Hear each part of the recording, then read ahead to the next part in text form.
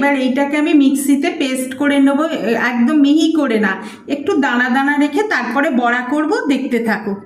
মিক্সিতে ডাল বাটা হয়ে গেছে। এবার এখানে পেঁয়াজ কুচি, ধনেপাতা কুচি, কাঁচা লঙ্কা কুচি নিয়ে নিয়েছি, এগুলো এর মধ্যে দিয়ে দেব।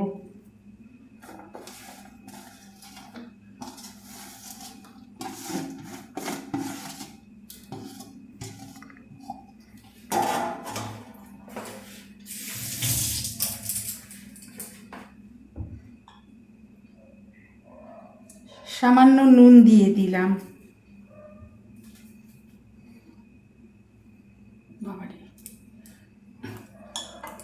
দিয়ে এবার এটা মেখে নেব।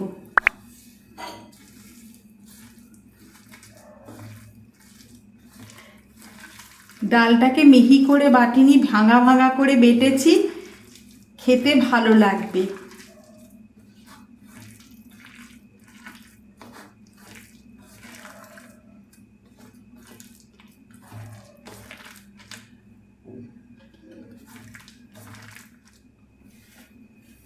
তেলটা গরম হয়ে গেছে, এবার দিয়ে দিচ্ছি।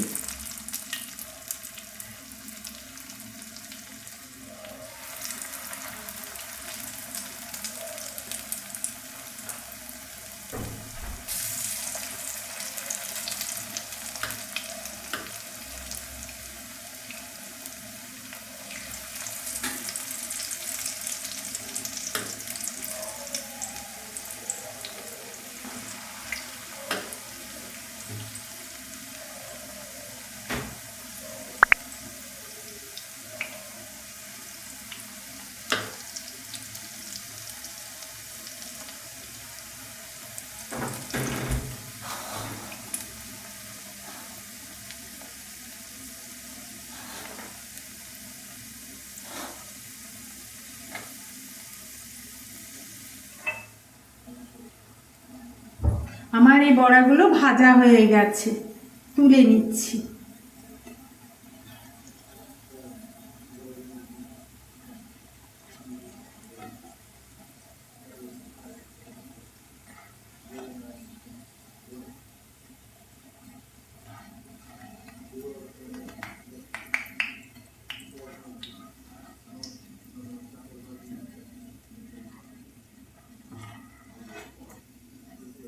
মুসুরির ডালকে, যে কোনো ডালকে একদম স্মুথ করে বাটতে নেই, একটু দানা দানা রাখতে হয়, তবে ভালো লাগে খেতে।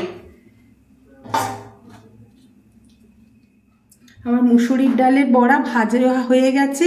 ভালো লাগলে লাইক করো, শেয়ার করো, সাবস্ক্রাইব করো, আর আমার পাশে থেকো, আর আমার চ্যানেলটাকে একটু সাবস্ক্রাইব করে আমার পাশে থেকো।